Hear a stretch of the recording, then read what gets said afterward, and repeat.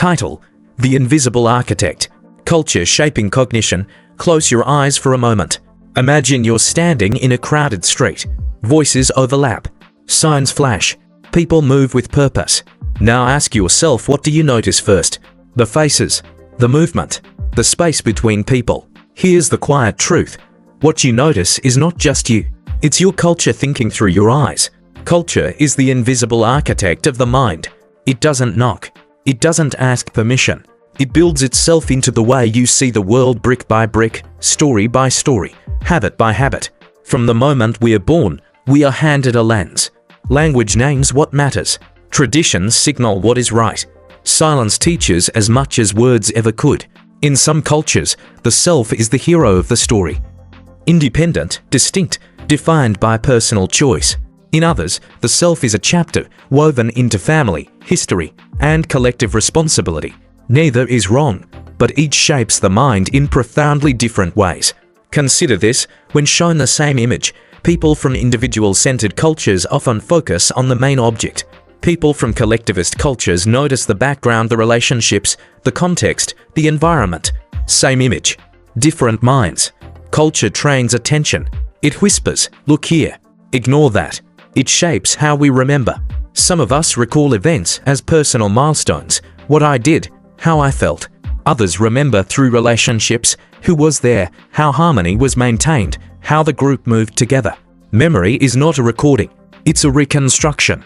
And culture is the blueprint. Even emotions, those deeply personal experiences, are not as universal as we think. What feels like pride in one culture may feel like arrogance in another. What feels like shame in one place may feel like moral guidance in another. Culture doesn't just tell us what to feel. It tells us when it's acceptable to feel it. And then there's language, not just a tool for communication, but a map for thought. Some languages divide time sharply into past, present, and future. Others treat time as flowing, cyclical, alive. Some languages name dozens of emotions we can barely describe in English. And once something has a name, we start to notice it.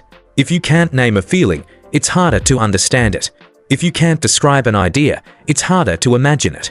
Language doesn't limit intelligence, but it does guide cognition. Culture also shapes how we reason. In some traditions, logic seeks consistency. Something is either true or false.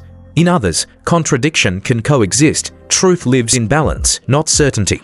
One mind seeks resolution. Another seeks harmony. Both are brilliant. Both are incomplete alone. And here's the most powerful part: culture doesn't just shape how we think. It shapes what we believe is normal. What we call common sense is often just common culture. The danger is not having a cultural lens. The danger is forgetting you're wearing one. Because once you realize culture is shaping cognition, you gain something rare: choice. You can question your automatic assumptions.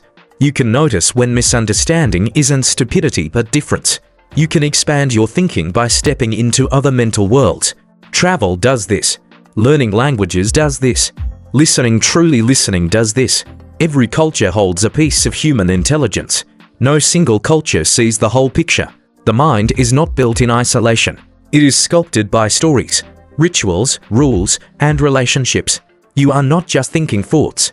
You are thinking in a tradition. And when you become aware of that, when you see the invisible architect at work, your cognition doesn't shrink. It expands. Because the moment you realize your way of thinking is shaped, is the moment you realize it can also grow.